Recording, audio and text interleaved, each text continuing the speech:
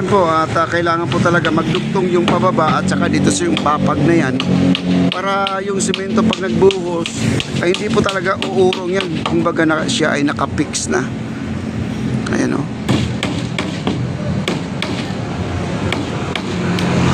At kagabi lang daw mga kaibigan nawala yung mga bakal na ganito. Ayan.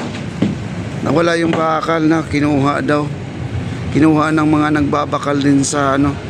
Ay, ang tanong dyan, saan kaya na junk shop na benta yon? Saan naman po yung mga junk shop na nakabili? Oo. Sana ibalik dito, sir, no?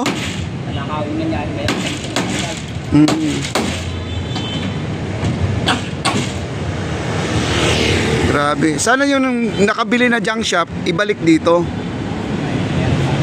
Oo nga eh. Ayan guys, hindi na maibalik dito yan. Kasi marami kasing bakal na ganyan din ang itsura. Ilan? 12 ang haba? 12 na piraso. Ay, ang dami palang nakuha guys. Anong haba nun? 3 meters ang haba. 12 piraso. Allah, ang laki pa lang nawala guys.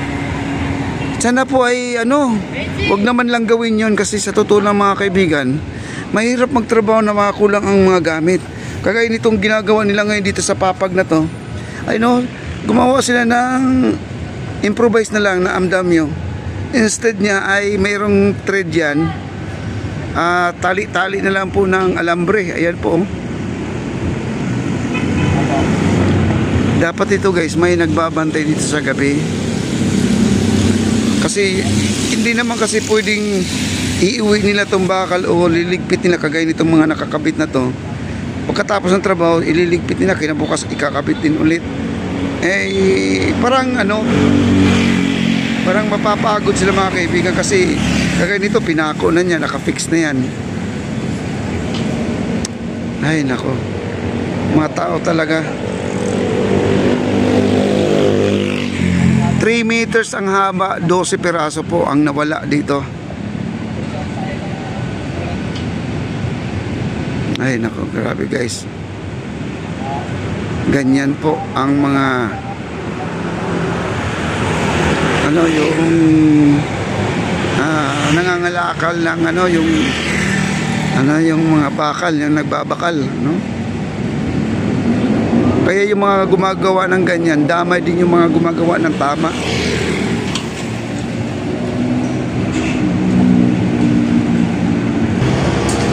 Kaya ito na po ang ginagawa nila guys. So yan, improvise na lang po na bakal. Yan po ang nawala.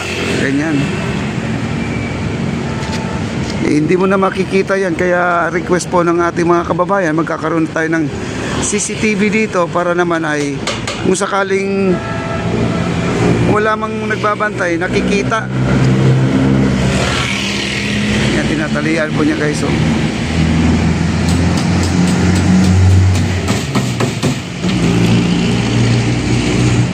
Ganyan pala ang gumawa mga kaibigan.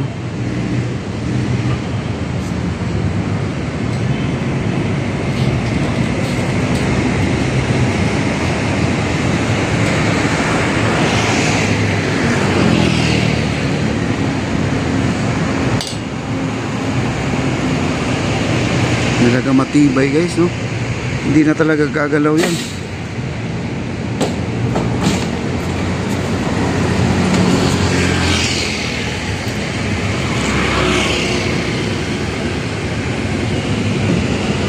Three meters ang haba guys, alalahan nyo, 3 meters ang haba, 12 pirasong bakal lang nawala.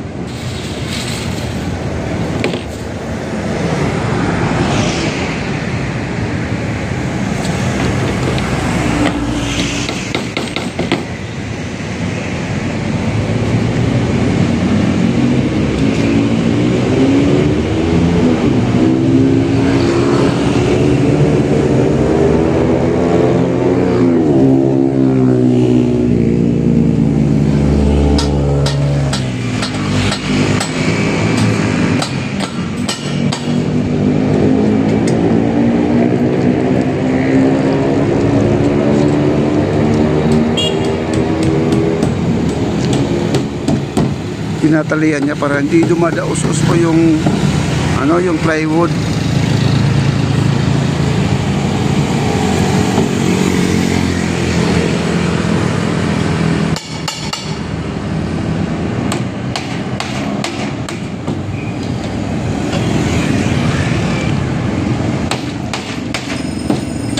Binubutasan niya para malagyan ng tali.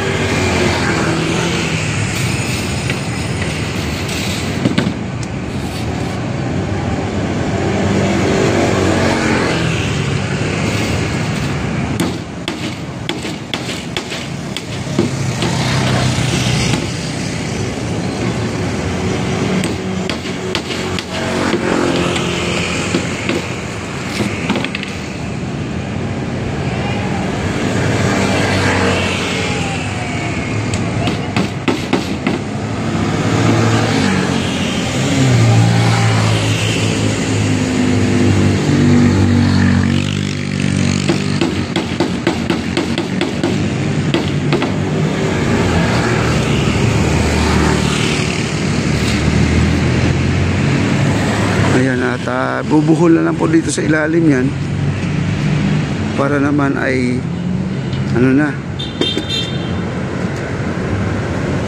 para hindi na gumalaw. Ayan guys, sa paalala ko sa mga sa mga gumagawa ng pagkuha ng mga bakal dito, huwag nyo naman kunin. Paano matatapos ang trabaho nito pag nawala yung mga gamit nila dito guys? At papanawagan ko pa na yung mga nakabili dyan ng mga nasa junk shop, mga kaibigan, sana po ay mai-report dito o maibalik dito yung mga bakal na yan para naman po ay makapagtrabaho ng maayos yung ating mga kawani dito sa ating esplanade. At syempre pagkatapos ng trabaho nito, i-inventoryhin nyo mga kaibigan, i-inventoryhin yung mga gamit nila, kagaya nitong mga scaffolding na to. Andam nyo, pag kinapos na po yung kanilang mga bakal, baka naman i-charge sa mga manggagawa yung nawala, no? Kawawa naman po yung mga gumagawa.